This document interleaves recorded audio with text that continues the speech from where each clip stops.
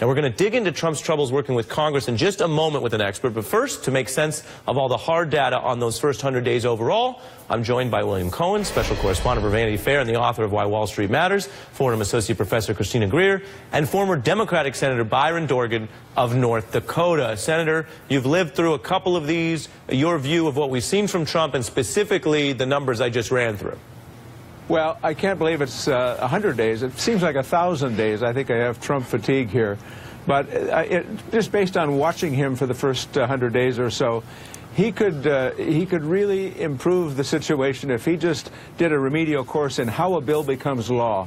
What is the power of the Speaker? How does the Senate really work? I mean, because he lived his life in a different world where what he said never mattered very much. And now he lives in a political world where what he said, what he claims, what he says he will do matters a lot. And frankly, it's a pretty thin resume for the first 100 days. As you mentioned, most of it is repealing rules that are very important rules that come from the previous administration, dealing with the environment and a whole series of things that help workers and others. So they've been busy repealing some of those rules, but otherwise it's a pretty thin set of accomplishments. Well, Senator, let me ask you from your experience, why is it easier to get a Republican Congress to repeal those rules than write new bills? Well, because they have expedited procedures on it's called the Congressional Review Act. And for example, there's one that's pending right now in the Senate, the last one that they can't quite get done. I hope they don't. It would stop flaring of natural gas and methane from all these oil wells. It says you can't do that. And so the Interior Department did a rule, and so that they can repeal that rule. There's no capability in the Senate for a filibuster or to slow it down, but they need a majority to repeal it. And so far on that rule, they haven't gotten the majority. On all the other rules, they've gotten their majority, and they've just repealed a lot of rules that were very, very important, dealing with our environment and a range of other things. Bill Cohen, contrast Trump's sort of, schizophrenic rhetoric on 100 days. He said he's gotten more done in 90 days than any other president. I don't know why you have to hold yourself to that standard. Then he said the 100-day marker is meaningless. Take a listen to JFK's approach here as he thought about the 100 days.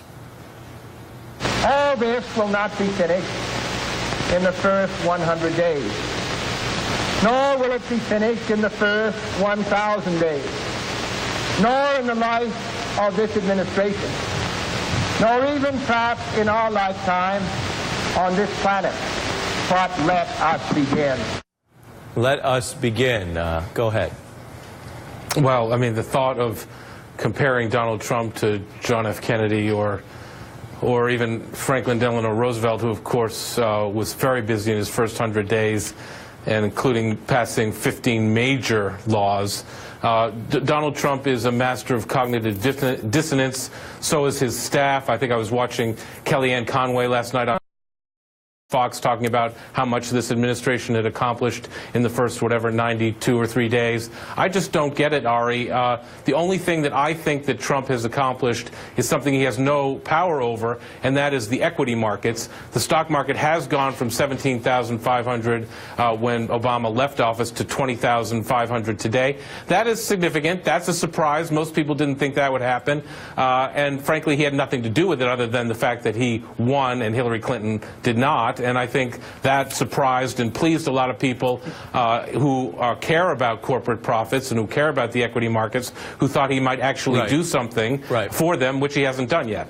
Well, Christina Greer, as a political scientist, you deal in more than the personality. You deal in the underlying mechanisms. And the senator just outlined why we're seeing just those rule cancellations, because there are mechanisms that make that easier. Most other things are harder and only going to get harder. Look at the bar graph here just on executive orders, where Trump has leaned in. 25 executive orders as compared to 19 for Obama and 11 for Bush. So if you look at that as a comparison, that tells you, okay, if he's doing it alone, he's more comfortable. Jay-Z said either love me or leave me alone. And that's an attitude that celebrities sometimes have. There's the graph. That's him working alone. He knows how to do it if it's all alone. Right. But the loving and the collaboration seems harder. So we have to remember, this is a president who essentially has been raised in captivity. He has never held elected office. He's never held public service office, and he's never been in the U.S. military. So it's surprising because he has unified government, right? He has Republican House, he has a Republican Senate, and he's a Republican president. One would think that you would take advantage of unified unified government just in case you lose it in 2018, the same way Barack Obama came in 2009. He realized he had a very small window. It was like, let me get health care passed as quickly as possible, and also save the country from falling off a financial cliff. People told him you got to do other stuff first, and he said, no, I have to do the big If we don't, this is something FDR couldn't do, this is something LBJ didn't do, this is something Bill Clinton couldn't do either. So we know that the limited window. So the fact that President Trump, it's tough to get used to saying that, the fact that he needs to go it alone when he ostensibly, if he really was a unifier and could understand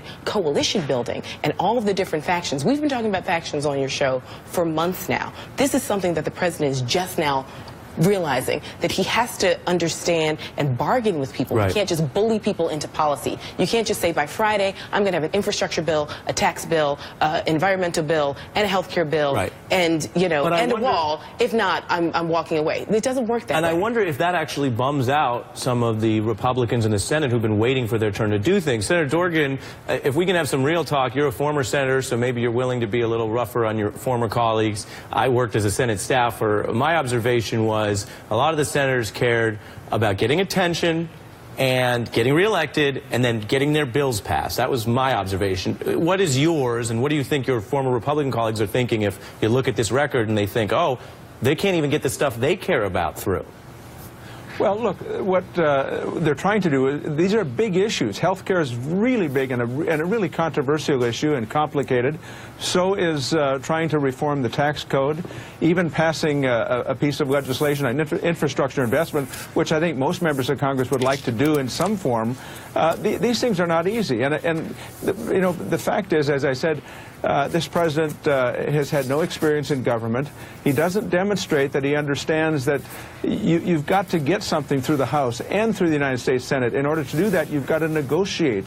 You know, somebody that sits in a back row someplace with 2 words in the Senate, I object, which are the most powerful words in the Senate, can stop something. And I don't think he understands that. And I think the other thing is his agenda is far outside the mainstream agenda. You want to put a couple $1 billion right now into building a wall and cut healthcare research at the NIH by $6 billion? I mean, that's just Byzantine.